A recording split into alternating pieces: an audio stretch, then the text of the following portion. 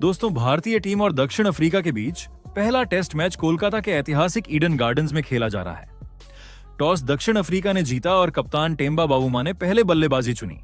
इसके साथ ही Aiden Markram और रयान रिकेल्टन क्रीज पर आए। भारत की ओर से जसप्रीत बुमराह और मोहम्मद सिराज ने गेंदबाजी शुरू की। बुमराह शुरू से ही शानदार थे, जबकि सिराज पर शुरुआती ओवरों में दबाव बना। चौथे और छठे ओवर में रिकेल्टन और मार्कराम ने सिराज को लगातार चौके झड़कर उनकी लाइन बिगाड़ी। कप्तान शुभमन गिल ने फिर बदलाव करते हुए अक्षर पटेल को लगाया, लेकिन मार्कराम ने उन पर भी आक्रामक खेल दिखाया। सिर्फ 10 ओवरों में दक्षिण अफ्रीका 50 रन पूरा कर चुका था और ऐसा लग रहा था कि वो टेस्ट नहीं बल्कि ओडीआई खेल रहे हों। भारतीय फैंस थोड़े चिंतित होने लगे थे, लेकिन 11वें ओवर में बुमराह ने मैच पलटा। 140 की रफ्तार से डाली गेंद हल्का सा मूव हुई और रिकेल्टन की स्टंप्स उड़ा गईं। वे 23 रन बनाकर आउट हुए। इसके बाद आए मुल्डर, लेकिन जल्द ही 13वें ओवर में बुमराह ने मार्कराम को भी चलता किया। शॉर्ट ऑफ लेंथ गेंद ने बल्ले का ऊपरी हिस्सा लिया और पंत ने शानदार डाइव लगाकर कैच पकड़ा। मार्कराम 31 रन पर आउट हुए। तीसरा झटका कप्तान बावुमा को लगा, जिन्हें कुलदीप यादव ने अंदर आती टर्नर गेंद पर सिर्फ 3 रन पर आउट कर दिया। अब स्कोर था 71 रन पर 3 विकेट। इसके बाद टोनी डी जॉर्जी और मुल्डर ने पारी संभालने की कोशिश की। भारतीय स्पिनर जडेजा, कुलदीप और सुंदर ने कसी गेंदबाजी की, लेकिन विकेट नहीं मिला। 25 ओवर में अफ्रीका का स्कोर 100 पर पहुंचा। लंच के बाद तीसरा सत्र भारत के नाम रहा। तीसरे ही ओवर में कुलदीप ने मुल्डर को एलबीडब्ल्यू कर दिया। मुल्डर ने रिव्यू लिया, लेकिन गेंद सीधी मिडिल स्टंप से टकरा रही थी। वो 24 रन बनाकर आउट हुए। इसके बाद बुमराह लौटे और डी जॉर्जी को भी एलबीडब्ल्यू कर दिया। वो भी 24 रन बनाकर आउट हुए। अब अफ्रीका 120 रन पर 5 विकेट खो चुका था और संकट में था। काइल वेरेन और ट्रिस्टन स्टब्स ने कोशिश की, लेकिन सिराज अपने दूसरे स्पेल में कमाल पर थे। 45वें ओवर में उनकी रिवर्स स्विंग ने वेरेन को एलबीडब्ल्यू किया। वे 16 रन पर आउट हुए। सिराज ने उसी ओवर में मार्को यानसन को बोल्ड करके दूसरा विकेट भी ले लिया। यानसन खाता भी नहीं खोल सके। टी ब्रेक से ठीक पहले अक्षर पटेल ने कॉर्बिन बॉश को एलबीडब्ल्यू कर दिया। इसके बाद 55वें ओवर में बुमराह ने हार्मर को शानदार अंदर आती गेंद पर बोल्ड कर दिया और उसी ओवर की आखिरी गेंद पर बुमराह ने महाराज को यॉर्कर पर एलबीडब्ल्यू कर पारी खत्म कर दी। दक्षिण अफ्रीका की पूरी टीम 159 पर ऑल आउट हो गई।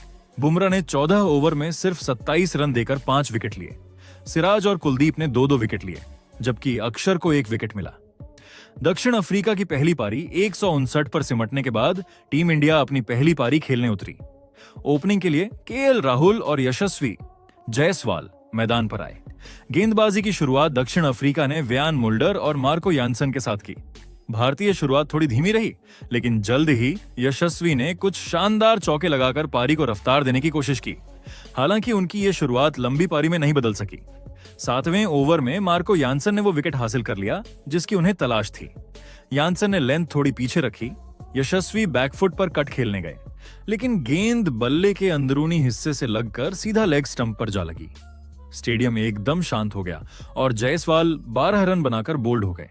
इसके बाद सभी को चौंकाते हुए भारत ने तीसरे नंबर पर वॉशिंगटन सुंदर को भेजा। सुंदर और केएल राहुल ने सतर्क होकर बल्लेबाजी की और बिना जोखिम उठाए धीरे धीरे रन जोड़ते रहे। दोनों ने मिलकर भारतीय पारी को संभालना शुरू किया और टीम को शुरुआती झटके से बाहर निकाला। वही दोस्तों, अब इस पर 4 महान cricketers Shoaib Akhtar, Dale Steyn, Irfan Pathan और रिकी पोंटिंग ने कुछ चौंकाने वाले बयान दिए हैं। सबसे पहले शोएब अख्तर ने कहा, देखो मैं सीधा बोलूंगा, जसप्रीत बुमराह इस समय दुनिया का सबसे खतरनाक तेज गेंदबाज है। ये जो 14 ओवर में 27 रन देकर 5 विकेट लिया है ना, ये कोई मामूली प्रदर्शन नहीं होता। दक्षिण अफ्रीका की टीम 57 बिना विकेट के खड़ी थी और फिर 102 रन में 10 विकेट। ये तबाही सिर्फ 2 गेंदबाज कर सकते हैं, 1990 के दशक में वसीम और आज के दौर में बुमराह। मैंने जब हार्मर और महाराज के विकेट देखे, मुझे लगा ये तो बिल्कुल रॉकेट डिलीवरी है। वो यॉर्कर भाई, ये तो वर्ल्ड क्लास से ऊपर की चीज थी। दक्षिण अफ्रीका की तकनीक बुमराह के सामने बेहोश हो गई। अगर भारत की ये लय रही तो साउथ अफ्रीका को मैच में वापसी का कोई रास्ता नहीं मिलेगा। वही साउथ अफ्रीका के डेल स्टेन ने कहा, एक तेज गेंदबाज होने के नाते मैं साफ देख सकता हूं कि बुमराह आज जिस रिदम में था वो किसी भी बल्लेबाज के लिए डरावना है। उनकी सीएम पोजीशन, कलाई का एंगल और लेट मूवमेंट, तीनों का कॉम्बिनेशन घातक था। मार्को जैनसन और मुल्डर ठीक लाइन में थे, लेकिन बाकी बल्लेबाज बुमराह की गेंद को पढ़ पाने में असफल रहे। मुझे सिराज के बारे में भी कहना होगा। उनका दूसरा स्पेल कमाल का था।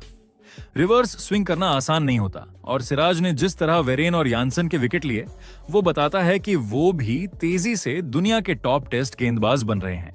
कुलदीप यादव की बात करें तो उनके पास वेरिएशन की क्वालिटी है। बाउमा को उन्होंने जिस तरह फंसाया वो टॉप स्पिनर का साइन है। इसके बाद इरफान पठान ने कहा, भारत ने गेंदबाजी में बेहतरीन रणनीति दिखाई। शुरुआत में सिराज महंगे रहे थे, लेकिन कप्तान शुभमन गिल ने लाइनअप समझदारी से बदला। सबसे बड़ी बात, टीम ने पिच को जल्दी पढ़ लिया। कहीं कहीं बाउंस कम था, कहीं गेंद तेजी से अंदर आ रही थी, इसलिए बुमराह, सिराज और कुलदीप तीनों ने उसी के हिसाब से प्लान बनाया। मुझे अक्षर पटेल की भी तारीफ करनी होगी। उन्होंने सिर्फ एक विकेट लिया, लेकिन उनकी टाइट लाइन ने अफ्रीका के बल्लेबाजों को बंधक बनाकर रखा। अब जहां तक भारत की बल्लेबाजी का सवाल है, यशस्वी थोड़े जल्दी आउट हुए, लेकिन केएल राहुल और वॉशिंगटन सुंदर की जोड़ी ने शुरुआत में ही दिखा दिया कि वो पारी को स्थिरता से आगे बढ़ाएंगे। सुंदर को तीसरे नंबर पर भेजना एक स्मार्ट फैसला था। स्पिन गेंदबाजी को जल्दी नियंत्रित करने और बाएं हाथ दाएं हाथ की जोड़ी बनाने के लिए यह कदम जरूरी था। वही ऑस्ट्रेलिया के रिकी पोंटिंग ने कहा, मुझे भारतीय टीम की एक चीज सबसे ज्यादा पसंद आई, वे घबराए नहीं। शुरुआत में दक्षिण अफ्रीका खतरनाक दिख रहा था, लेकिन भारत ने अपना डिसिप्लिन नहीं छोड़ा। बुमराह का हर ओवर ये एक मास्टर क्लास था। अब भारत की बल्लेबाजी की बात करें, जायसवाल का आउट होना एक झटका था, लेकिन वॉशिंगटन सुंदर को नंबर 3 पर भेजना बड़ा दिलचस्प मूव था। ये रणनीति ऑस्ट्रेलिया की तरह लगती है, फ्लेक्सिबल, बोल्ड और हालात के हिसाब से। देखना होगा कि भारत की मिडिल ऑर्डर इस मैच को कैसे आगे ले जाती है। इसके बाद इंग्लैंड के केविन पीटरसन ने कहा, अगर मैं पूरी ईमानदारी से कहूं तो दक्षिण अफ्रीका की बल्लेबाजी देखकर मुझे बहुत निराशा हुई। हाँ, भारत की गेंदबाजी शानदार थी। जसप्रीत बुमराह इस समय दुनिया का सबसे संपूर्ण टेस्ट गेंदबाज है, इसमें कोई शक नहीं। उसकी एक एक गेंद प्लान के साथ होती है और सबसे खास बात, वो लगातार दबाव बनाता है। हर ओवर में विकेट लेने का खतरा रहता है। दक्षिण अफ्रीका के बल्लेबाजों ने यही गलती की कि वो बुमराह के खिलाफ टिके नहीं, बल्कि डर कर खेलते दिखे। जब आप डरते हैं तब विकेट गिरते हैं। लेकिन मेरी सबसे बड़ी चिंता है टेम्बा बावुमा की कप्तानी और बल्लेबाजी। 3 रन पर आउट होना और टीम का 159 पर ढह जाना, यह दिखाता है कि नेतृत्व में कहीं ना कहीं आत्मविश्वास की कमी है। टेक्निक की बात बाद में आती है, पहले मानसिकता मजबूत होनी चाहिए। मार्कराम और रिकेल्टन ने शुरुआत खूब तेज की थी और यही गलती हुई। टेस्ट मैच 5 दिन का खेल है, T20 की तरह नहीं। 57 पर कोई विकेट नहीं गिरता और वहां से 159 ऑन आउट, ये केवल एक चीज बताता है, शॉट सिलेक्शन की कमी।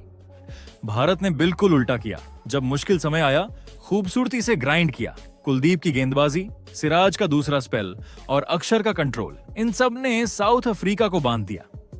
अब भारतीय बल्लेबाजी की बात, मुझे वॉशिंगटन सुंदर का नंबर 3 पर आना काफी दिलचस्प लगा।